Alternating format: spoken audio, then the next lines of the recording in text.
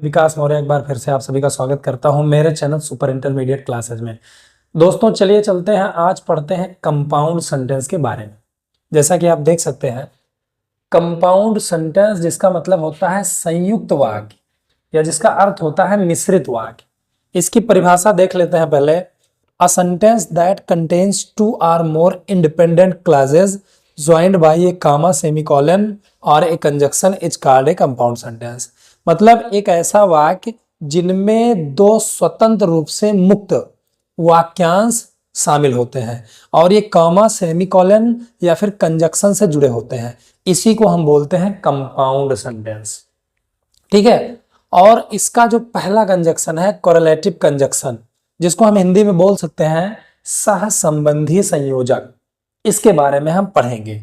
तो इसकी परिभाषा भी लिखी हुई है, ए पेयर ऑफ वर्ड्स और फ्रेजेज, यानी शब्दों अथवा शब्द समूहों का एक जोड़ा that join two parts of a sentence, जो किसी वाक्य के दो हिस्सों को जोड़ता है विथ इक्वल इंपॉर्टेंस, यानी समान महत्व के साथ। ठीक है। तो कोई शब्दों या शब्द समूहों का एक जोड़ा पेयर जो समान महत्व वाले किसी वाक्य के दो हिस्सों को जोड़ता है, उसको हम कोरिलेटिव कंजक्शन कहते हैं। अब इसको आप सेंटेंस में जब समझेंगे तभी आपको समझ में आएगा कि कोरिलेटिव कंजक्शन क्या है। तो कोरिलेटिव कंजक्शन में मैंने इतना यहाँ पे बोर्ड पे लिखा है, नॉट ओनली बट आल्सो, न केवल बल्कि भी या ही नहीं अपितु इसकी हिंदी होती है। फिर उसके बाद है एदर आर, जिसकी हिंदी होती है या तो या फिर उसके बाद है नेदर नॉर, जिसकी हिंदी होती है ना तो ना ही, और उसके अंत में बोथ एंड। तो आज इस वीडियो में सबसे पहले हम पढ़ने वाले हैं नॉट ओनली बट आल्सो के बारे में। अब मैं सेंटेंस के अनुसार आपको बताता हूं कि इसको सहसंबंधी कंजक्शन क्यों कहते हैं। जैसे ये सेंटेंस देखिए, मोनिका न केवल एक अच्छी लड़की है बल्कि एक समाज सेविका भी है। तो इसमें जो रेड कलर से शब्द लिखे हैं, अगर उनको हम हटा दें तो हमें दो सेंटेंस स्वतंत्र रूप से मिल जाएंगे। मोनिका एक अच्छी लड़की है, ये भी स्वतंत्र वाक्य है।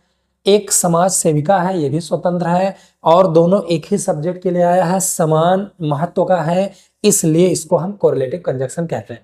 और ये जो कंजक्शन है, ये दो वाक्यों को स्वयं जोड़ रहा है, यानी एक इधर है एक इधर है, दो कंजक्शन है जैसे नॉट ओनली बट आल्सो। तो ये दोनों आपस में अपने आप की सहायता करते हैं, इसलिए इनको सहसंबंधी कंजक्शन बोलेंगे। अब रही बात इसको बनाने की, कैसे बनाएंगे। मोनिका न केवल एक अच्छी लड़की है, ठीक है, तो ये जो अगला हिस्सा है नॉट ओनली, ये हमें हेल्पिंग वर्ब के ठीक बाद लगाना है। ठीक। मोनिका एक अच्छी लड़की है, कौन अच्छी लड़की है, मोनिका, ये सब्जेक्ट है, इसको हमने लिखा मोनिका, और है के लिए हमने इस का यूज करना है क्योंकि ये सिंपल सेंटेंस है। अब एक अच्छी लड़की, ठीक, इसको हमें लिखना है, लेकिन उससे पहले हमें नॉट ओनली का यूज कर देना है। ठीक है। मोनिका इज नॉट ओनली, अब इसको लिखेंगे एक अच्छी लड़की, अ गुड गर्ल। अगर पहले उपवाक्य में आपको हेल्पिंग वर्ब प्राप्त हो रही है तो आपको नॉट ओनली का प्रयोग हेल्पिंग वर्ब के ठीक बाद में करना है। इसको लिख लीजिए, समझ लीजिए। ठीक है। Monica is not only a good girl, और उसके बाद दूसरा जो उसके साथ वाला कंजक्शन है यानी बट आल्सो, उसको हमें बीच में लिखना है और दूसरा सेंटेंस हम लिख देंगे। ध्यान रहे, एक समाज सेविका है, कौन, मोनिका। मोनिका यहाँ पे लिखा है, मत लिखिए उसको, और मोनिका के साथ वहां भी है कि अंग्रेजी इज लिखनी है, मत लिखिए। सब्जेक्ट और हेल्पिंग वर्ब अगर एक बार लिखी है तो वहां दूसरी बार नहीं लिखी जाएगी, ये बात ध्यान रखिएगा। अब बचता क्या है, एक समाज सेविका, तो उसको लिख दीजिए अ सोशल सेविका यानी रिफॉर्मर। Social reformer.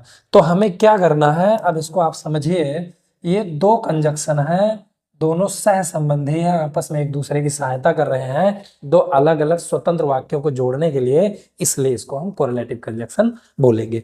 तो मोनिका न केवल एक अच्छी लड़की है बल्कि एक समाज सेविका भी है। Monica is not only a good girl but also a social reformer. इस तरह से आपको बनाना है। फिर चलिए चलते हैं दूसरे सेंटेंस में। इसमें आप देख सकते हो कि नॉट ओनली बट आल्सो, जिसका मतलब ना केवल बल्कि भी होता है, लेकिन कभी कभी ही नहीं अपितु आ जाता है। तो वही चीज है, जैसे ये सेंटेंस देखिए, वह एक क्रिकेटर ही नहीं अपितु एक प्रसिद्ध कवि भी है। तो इसमें रेड कलर से जो लिखा है वो कोरिलेटिव कंजक्शन है। अब इसमें स्वतंत्र रूप से दो सेंटेंस आपको मिले, वह एक क्रिकेटर है, एक प्रसिद्ध कवि, वह एक क्रिकेटर था, एक प्रसिद्ध कवि था, दो सेंटेंस आपको मिल गए। अब जब इसको आपको बनाएंगे, आप इसको बनाएंगे तो सबसे पहले वह की अंग्रेजी लिखेंगे हम ही, क्योंकि ये सब्जेक्ट है। और था के लिए चाहे इस वाक्य में था आया हो या इस वाक्य में आया हो, वो हमें पहले ही लिख देना होता है वाज, क्योंकि ये भी सिंपल पास्ट है, ही वाज। अब ध्यान रहे नॉट ओनली का प्रयोग यहीं पे करना है, ठीक है, नॉट ओनली का प्रयोग हमें यहीं पे करना है, ये बात आप ध्यान रखिए। हेल्पिंग वर्ब की ठीक बात, वह एक क्रिकेटर ही नहीं, ही वॉज नॉट ओनली, अब ये लिख देंगे एक क्रिकेटर, अ क्रिकेटर। तो इसको हमने बनाया, he was not only a cricketer, वह एक क्रिकेटर ही नहीं। अब उसके बाद बीच में हमें दूसरा पार्ट लिखना है, बट आल्सो। ध्यान रहे जब आप बट आल्सो लिखोगे तो उसमें भी इंक्लूड हो जाएगा। He was not only a cricketer but also एक प्रसिद्ध कवि था। कौन था वह, वो लिखा नहीं लिखा जाएगा, उसके साथ वाज भी लिखा नहीं लिखा जाएगा, सिर्फ बचा एक प्रसिद्ध कवि, तो उसको लिख दीजिए अ फेमस कवि यानी पोएट, ठीक है।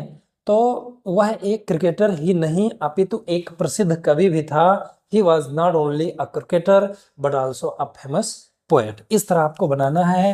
ध्यान रहे इसमें देखिए नॉट ओनली हेल्पिंग वर्ब के ठीक बाद में लगा हुआ है नॉट ओनली, और बट ऑल्सो दोनों उपवाक्यों के बीच में लगा हुआ है। बस आपको यही करना है दोस्तों। एक चीज और ध्यान रखिए कि जब तक पहले उपवाक्य में आपको सहायक क्रिया हेल्पिंग वर्ब मिलती है, सहायक क्रिया के बाद नॉट ओनली लगाई।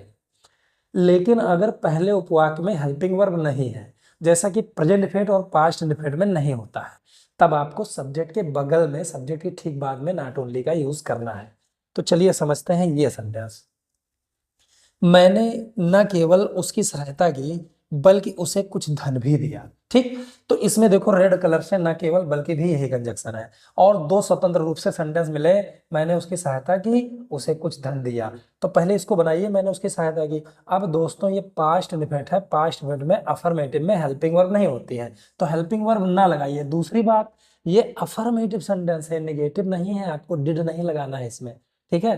तो मैंने यानी आई लिखा आपने, और ना केवल की अंग्रेजी हमने लिख देना है not only, we I not only, I not only, क्योंकि इसमें हेल्पिंग वर्ब रहेगा नहीं। अब उसके बाद सहायता की यानी ये पास्ट इंडेफिनिट टेंस है, तो हमने हेल्प का सेकेंड फॉर्म लिख दिया help. I not only helped, किसकी सहायता की, उसकी यानी हिम। मैंने न केवल उसकी सहायता की, आई नॉट ओनली हेल्प्ड हिम। अब उसके बाद बीच में हमें बट आल्सो का यूज करना है, बट आल्सो, फिर उसे कुछ धन दिया, उसे कुछ धन दिया, किसने धन दिया, मैंने, वो लिखा है नहीं लिखा जाए, सीधा क्रिया लिख दीजिए दिया। देना की अंग्रेजी गेव, गेव मतलब दिया, किसको दिया, उसे, हिम। फिर ऑब्जेक्ट लिख देंगे कुछ धन यानी सम मनी। ध्यान रहे कि सब्जेक्ट ढूंढने के लिए आपको कौन या किसने का प्रश्न करना है, जैसे ही वर्ब लिख दें किसको या क्या का प्रश्न करके ऑब्जेक्ट ढूंढ लें। तो मैंने ना केवल उसकी सहायता की बल्कि उसे कुछ धन भी दिया। तो ये देखिए नॉट ओनली अब सब्जेक्ट के ठीक बाद में लिखा है, और बट आल्सो दो वाक्यों को जोड़ रहा है, दैट्स कॉल्ड कोरिलेटिव कंजक्शन। ठीक है, I not only help him but also give him some money. ठीक है, इस तरह आपको बनाना है। लेकिन जैसे ही प्रथम उपवाक्य में आपको हेल्पिंग वर्ब मिलती है, नॉट ओनली का प्रयोग हेल्पिंग वर्ब के बाद करना है। चलिए ये समझते हैं। अंकित न केवल यहाँ आएगा बल्कि हमारे साथ रात्रि भोज का आनंद भी लेगा, खाना खाएगा। तो अंकित न केवल यहाँ आएगा, ये देखिए फ्यूचर इंडेफिनिट टेंस है। फ्यूचर इंडेफिनिट टेंस में बिल और शैल हेल्पिंग वर्ब होती है। तो इसमें सब्जेक्ट है अंकित, तो पहले हमने वो लिख दिया अंकित। अब अंकित के साथ हेल्पिंग वर्ब लगती है विल। ठीक, अंकित विल। अब कहाँ नॉट ओनली लगाओगे, हेल्पिंग वर्ब के ठीक बाद में। अंकित विल नॉट ओनली यहाँ पे लगा देना है। एक बात का ध्यान रखिएगा, विल और नॉट को जोड़कर शॉर्टकट मत बनाइएगा, क्योंकि ये अफर्मेटिव सेंटेंस है, नेगेटिव सेंटेंस है, ये कंजक्शन है, ठीक है। तो अंकित विल नॉट ओनली, अब कम यानी कम मतलब आएगा, यहाँ की अंग्रेजी आपने लिख देना है here. Ankit will not only come here but also, यहाँ पे आपको जोड़ना है बीच, बट आल्सो। अब दूसरा सेंटेंस समझिए, हमारे साथ रात्रि भोज का आनंद लेगा। कौन रात्रि भोज का आनंद लेगा? अंकित ही, तो वो नहीं लिखा जाएगा। अंकित के साथ ही भी फ्यूचर इंडेफिनिट टेंस है तो विल लगना चाहिए, विल, लेकिन विल यहाँ पे लिखा है इसलिए नहीं लिखा जाएगा, ठीक है। सब्जेक्ट और हेल्पिंग वर्ब लिख गया है, उसको नहीं लिखेंगे, तो सीधा वर्ब लिख देंगे, वर्ब। इंजॉय यानी आनंद लेगा, आनंद लेने की अंग्रेजी होती है इंजॉय। किस चीज का आनंद लेगा? रात्रि भोज का, वो ऑब्जेक्ट है उसको लिख दीजिए, enjoy the dinner, the dinner. फिर हम ये लिख देंगे हमारे साथ, हमारे साथ यानी विथ अस, बन गया। अब आप देखिए यहाँ पे ये जो नॉट ओनली है वो हेल्पिंग वर्ब के ठीक बाद में लिखी हुई है, और बट आल्सो जो है वो दो वाक्यों को जोड़ रहा है।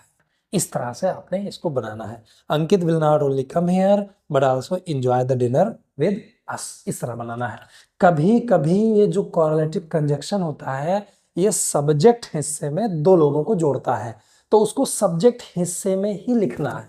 अगर ऑब्जेक्ट हिस्से में है तो ऑब्जेक्ट के हिस्से में लिख देना है। जैसे ये सेंटेंस समझिए, ना केवल तुम बल्कि तुम्हारे सारे मित्र दुष्ट और आलसी हैं, तो इसमें सब्जेक्ट ढूंढिए, दुष्ट और आलसी कौन है? ना केवल तुम बल्कि तुम्हारे सारे मित्र, तो दुष्ट और आलसी कौन कौन लोग हैं, ये पूरा सब्जेक्ट है, ठीक। अब जब ये सब्जेक्ट के रूप में आ गया है तो इसको यहीं पे लिखेंगे, यहीं आगे ही नॉट ओनली लगा दीजिए, नॉट ओनली तुम, नॉट ओनली यू, बल्कि की अंग्रेजी बट आल्सो, ठीक है।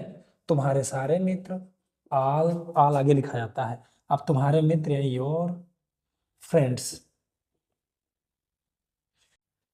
ना केवल तुम बल्कि तुम्हारे सारे मित्र, चूंकि ये सब्जेक्ट था इसलिए आगे ही लिख दिया गया, not only you but also all your friends.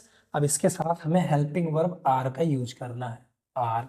फिर ये लिख दो दुष्ट और आलसी, दुष्ट की अंग्रेजी होता है बिग्ड, और लिख देंगे यहाँ पे एंड, आलसी की अंग्रेजी होता है lazy.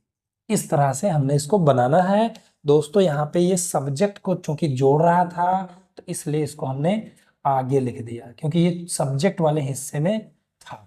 Not only you but also all your friends are wicked and lazy. इस तरह से आपको नॉट ओनली बट आल्सो का प्रयोग करना है। इसके नॉट ओनली बट आल्सो के और भी बहुत महत्वपूर्ण प्रयोग हैं जो मैं कई वीडियोस में, डिफरेंट डिफरेंट वीडियोस में आपको समझाऊंगा।